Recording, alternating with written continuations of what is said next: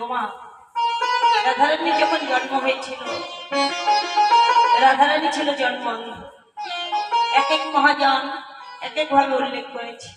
কেউ বা বলেছে যে মা কীর্তিদা দেবী যমুনায় স্নান করতে গিয়ে দেখে যে একটি পদ্ম ফুল উজান প্রবাহিত হয়েছে। এবার মা কীর্তিদা সাঁতার কেটে কেটে ওই ফুলটাকে চয়ন করতে যায়। যতই কাছে যায় ততই ফুলটা দূরে চলে যায়।